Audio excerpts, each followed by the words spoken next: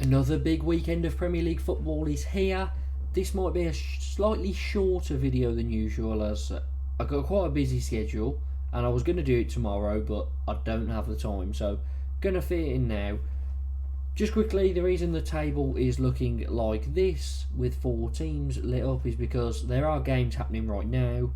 It's half time in Fulham v Brighton as of recording, of Fulham are winning 1-0. And Bournemouth v Spurs. Bournemouth have actually just scored against Spurs and are 1-0 up. So that's why the table looks like this. Might not look like it by the time this round of fixtures that I'm going to talk about are being played. But if we look, we can see Liverpool drew their last game. It was a 3-3 against Newcastle.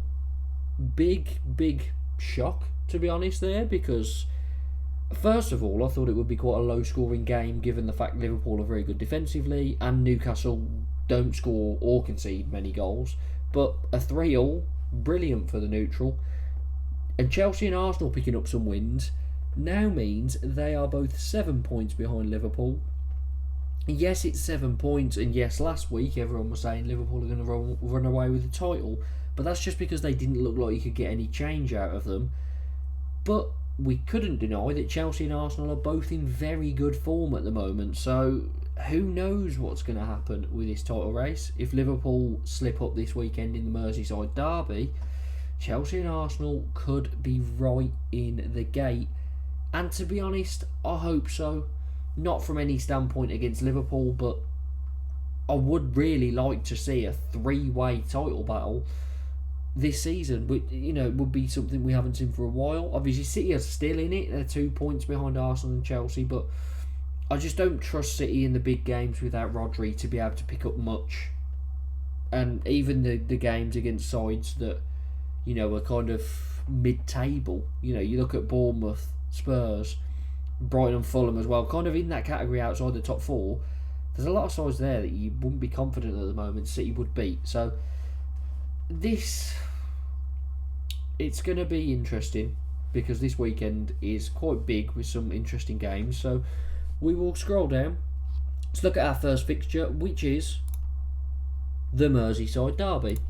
Now, Everton are very far off favourites, but they just beat Wolves 4-0. Wolves deserve to get relegated for conceding 4 to Everton. But yeah, bit of a shock there. Liverpool, clear favourites. Basically 1-2 to win it. But yeah, how is it going to go? Liverpool just slipped up, but I'd expect them to beat Everton, as most would. So maybe a comfortable... Do Everton score? I'll go for a comfortable, but a 2-1. Villa, Southampton. I'll go for Villa to win 3-1. They just beat Brentford 3-1. Southampton, they got hammered by Chelsea, wasn't it? Chelsea beat them 5-1, I believe. I think that's what it ended. Yeah, 5-1 to Chelsea. So I don't see much hope for Southampton this season, as no one really did at the start anyway. So we'll go Villa to win 3-1. Brentford-Newcastle should be a good game. We know Brentford are brilliant at home and awful away. Newcastle just pulled out a great result, but they are very similar to Spurs in that you just don't know which version of themselves are going to turn up. So I'm actually going to go, even though Newcastle have just got that brilliant draw against Liverpool, I'm going to go for a 3-2 win for Brentford. Palace, Man City. City gonna win again, I think, here. They beat Forest 3-0. I think they'll beat Palace. I'll go for a 1-0. Being away from home, Palace can be quite good defensively. They do tend to lose, but low scoring. So yeah, we'll go 1-0 to Man City. Man United v Forest.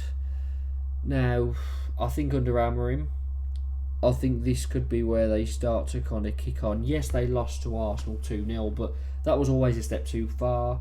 I know Forest are just outside the top 4, but they aren't in the greatest form at the moment, Forest. If we take a look, it's 3 losses in their last 4 games. And Forest's away form is pretty good. Their home form is not as well. 3-2-2, 3-2-2. So actually, they've got the same form at home as they do away, but obviously more teams struggle away than they do at home. So yeah, they're pretty even each way. I was gonna say that I'd expect Forest to struggle away in this, but I think at Old Trafford, Amorim will get the best out of them. So I'll go 2-0 to Man United. Fulham Arsenal. Fulham, at the moment, sit 6th if they manage to beat Brighton, which is just mental that they'd be sitting 6th because, well, it's just not what you'd expect, especially considering they lost 4-1 to Wolves a couple of weeks back. But can they do something against Arsenal? I think they did last year, didn't they? Fulham against Arsenal. May have been I believe I was at a wedding on that day, and that's probably why I remember it. But if we have a quick look, yeah, Fulham beat Arsenal 2-1. That was when I was at... No, it wasn't, because that was New Year's Day. This was when I was at a wedding. It was 2-2. And Fulham also beat Arsenal 2-1. So Fulham got 4 points last season out of this fixture. I think Arsenal will beat them this time round, so I'll go 2-1 to Arsenal. Ipswich Bournemouth. It's looking rough for Ipswich at the moment. They lost 1-0 to Palace and they were at home. They haven't won in 3. They've lost their last 2. They've only won 1 this season. Yes, they've drawn a lot, but they've only won 1. I see Bournemouth winning this 2-1. And we'll move on to Leicester Brighton. Now, Leicester just beat West Ham 3-1. Brighton struggling at them. Oh, well, they're not, sorry, but they drew against. That's what I'm saying, struggling. They drew with Southampton. They're now losing as it stands against Fulham. So Brighton may be hitting a little bit of a patch where they're not scoring too many goals. They are normally a side that you'd expect goals out of, but it's not quite happening the last couple of games. I'm going to go for a 1-1. I think this little Van Nistelrooy bounce will give Leicester some very good results. Spurs-Chelsea should be game of the weekend. I remember last season, wasn't it, where Spurs had 2 men sent off in the first half? There were definitely 2 men sent off, but I think it was in the first half. Yeah, Nicholas Jackson scored a hat-trick, ended 4-1. And Chelsea also beat them 2-0. So Chelsea did the double over them last season. And with Chelsea's form at the moment and the fact that Spurs are so inconsistent, I'm going to go for Chelsea to win 3-1. And Chelsea are actually the highest scorers in the division as it stands. They've got the second best goal difference. They really are good. And even though Spurs are just, as we always say, don't know what Spurs are going to turn up, they score.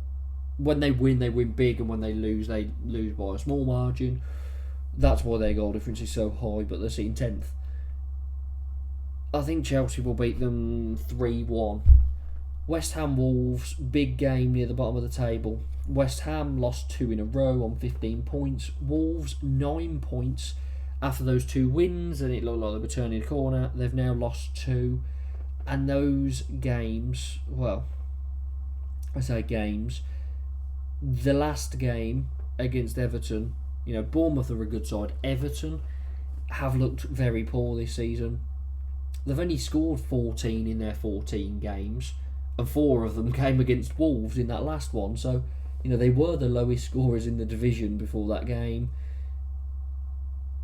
Yeah.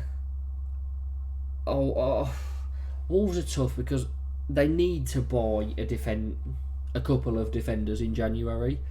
If they do, then I think they'll stay up. If they don't, then, if you take Matheus Cunha out of the game, Wolves don't really score goals. That's their problem. Like, they've scored plenty this season, 22, which is, about mid-table kind of goal scoring, but they just...